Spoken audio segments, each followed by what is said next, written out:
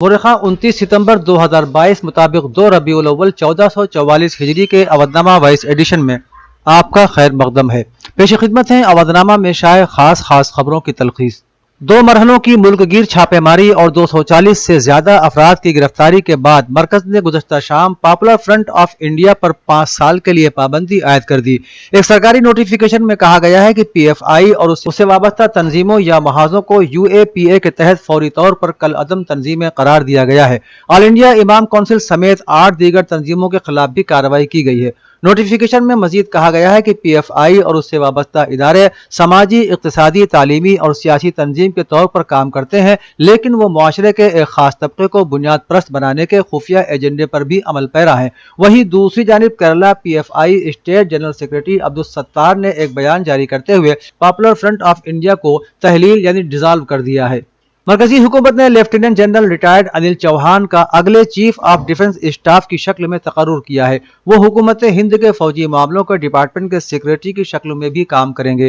وزارت دفاع نے آج اس سلسلے میں جانکاری دی۔ تقریباً 40 برسوں سے زیادہ کے اپنے کیریئر میں لیفٹیننٹ جنرل ریٹائرڈ انل چوہان نے کئی کمانڈ، اسٹاف اور معاون تقرریاں کی ہیں۔ واضح رہے کہ سابق C D S general Bipin Rawat کے طیارے حادثے میں انتقال کے بعد نئے سی ڈی ایس کی تقرری پر غور خوض ہو رہا تھا اور آج مرکز نے اس پر اپنی مہر لگا دی۔ اتر پردیش کے وزیر اعلیٰ یوگی آدتیہ ناتھ اور مرکزی وزیر سیاحت جی کشن ریڈی نے آوازوں کی ملکہ لتا منگیشکر کی یوم پیدائش پر ان کی یاد میں ایودھیا میں تعمیر چوک کا بدھ کے روز افتتاح کیا۔ یوگی اور ریڈی نے پہلے سے طے شدہ پروگرام کے مطابق دن میں 11 بجے لتا منگیشکر چوک پر پہنچ کر اونچے ویان کا افتتاح کیا۔ اس دوران انہوں نے وینا بنانے والے رام ستار سے بھی ملاقات کی۔ قابل ذکر ہے کہ لتا منگیشکر کی یاد میں یہاں نو تعمیر شدہ چوک پر رام ستار کی بنائی اونچی وینا کو قائم کیا گیا ہے۔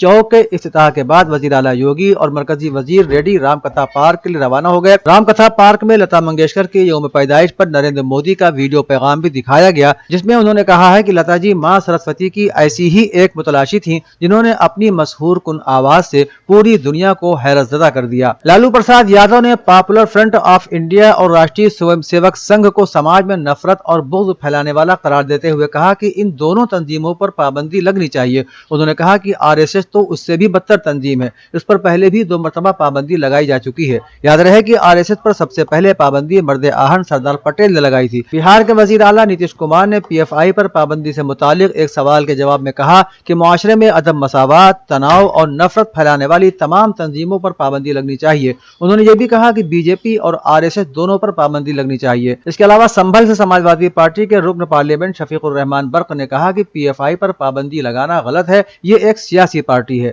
اتر پردیش کے لکھیم پور کھیری ضلع میں پیلی بھیت بستی ہائی وے پر شاردا پل کے نزدیک بدھ کی صبح بس اور ڈی سی ایم کے آمنے سامنے سے ٹکرا جانے سے 10 لوگوں کی دردناک موت اور 1 درجن سے زیادہ لوگ زخمی ہو گئے۔ اس واقعے پر رنج و غم کا اظہار کرتے ہوئے وزیر اعلیٰ یوگی آدتیہ ناتھ نے ضلع انتظامیہ سے راحت اور بچاؤ کا کام شروع کرنے اور زخمیوں کو ہر ممکن مدد اور علاج فراہم کرنے کے لیے کہا ہے۔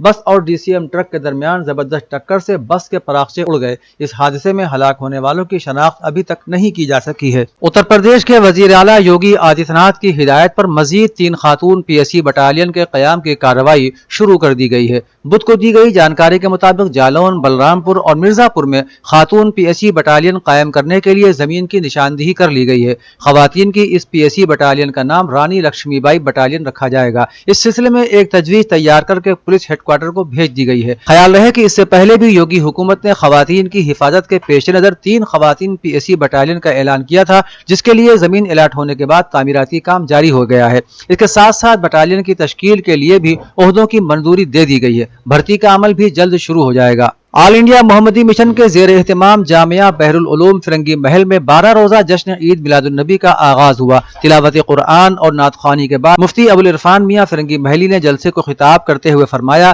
کہ ماہ ربیع الاول اپنی جلوہ سامانیوں کے ساتھ ہمارے درمیان رونما ہو گیا ہے۔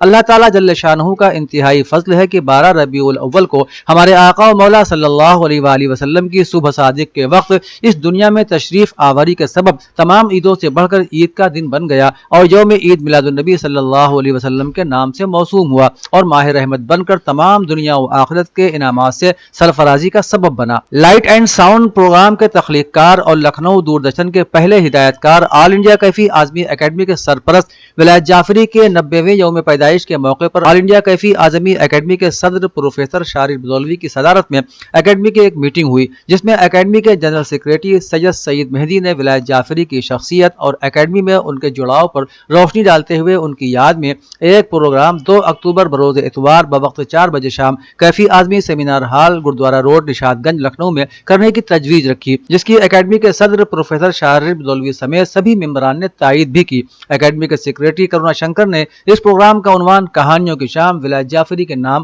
رکھنے کو کہا۔ شیعہ سینٹرل وقف بورڈ کے چیئرمین علی زیدی اور وزیر مملکت برائے وقف دانش آزاد نے ایک ساتھ شیعہ یتیم خانے کا دورہ کیا۔ وزیر دانش آزاد نے کہا کہ بچوں سے بات چیت کے دوران مجھے معلوم ہوا کہ یہاں کے بچے BBA کر رہے ہیں، جس سے مجھے بہت خوشی ہوئی۔ انہوں نے کہا کہ میں ایسے بچوں کی مدد ضرور کرنا چاہوں گا جو اپنی محنت اور لگن کے ساتھ آگے بڑھنا چاہتے ہیں۔ اسی کے ساتھ ساتھ یتیم خانے کی مرمت اور جدید تعمیر بھی کی جائے گی۔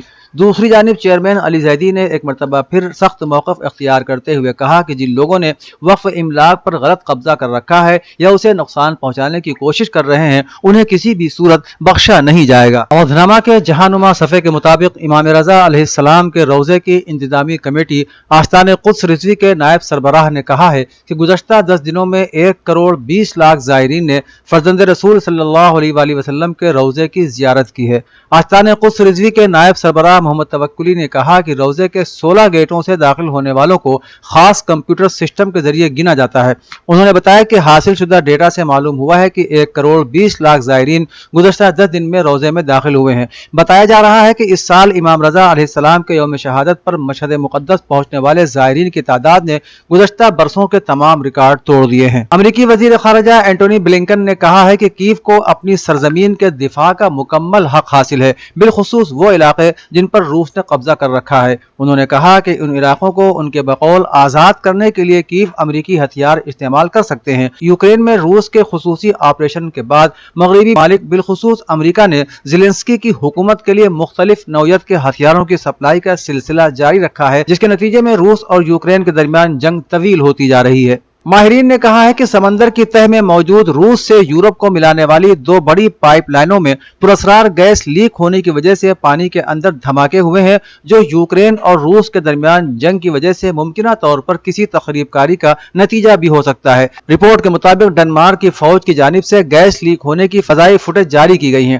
ایران کے وزیر خارجہ حسین امیر عبداللہیان نے اپنے سوشل میڈیا پیج پر لکھا ہے کہ ایران ایک اچھے اور مستحکم سمجھوتے کا خواہاں ہے۔ اپنے دورے نیو یارک میں مختلف اجلاسوں اور نشستوں میں شرکت کی اور 42 ملکوں کے اعلیٰ حکام اور وزرائے خارجہ نیز اقوام متحدہ کے سیکریٹری جنرل سے ملاقات اور گفتگو کی۔ حسین امیر عبداللہیان نے مختلف ملکوں کے حکام سے ایران کے خلاف امریکہ کی غیر قانونی اور ظالمانہ پابندیوں کو ختم کرانے سے متعلق مذاکرات کے عمل کے بارے میں ایران کے منطقی موقف سے باخبر کیا اور اس تعلق سے ایران کے موقف پر تفصیل سے روشنی بھی ڈالی۔ افغانستان میں اقوام متحدہ کے نائب نمائندے مارکس نے کہا ہے کہ دنیا طالبان کے متعلق اپنا صبر کھو رہی ہے، کیونکہ افغان حکومت کی جانب سے لڑکیوں کی تعلیم کی اجازت کے کوئی آثار ابھی تک نظر نہیں آ رہے ہیں اور ان کے القاعدہ سے روابط پر سوالیہ نشان بھی ابھی تک موجود ہیں۔ رپورٹ کے مطابق مسٹر مارکس نے سلامتی کونسل کو بتایا کہ گزشتہ سال طالبان کے اقتدار سنبھالنے کے بعد سے کچھ مثبت پیش رفت ضرور ہوئی ہے، لیکن وہ بہت محدود اور سست ہے، جس کا اثر منفی پہلوؤں نے زائل کر دیا ہے۔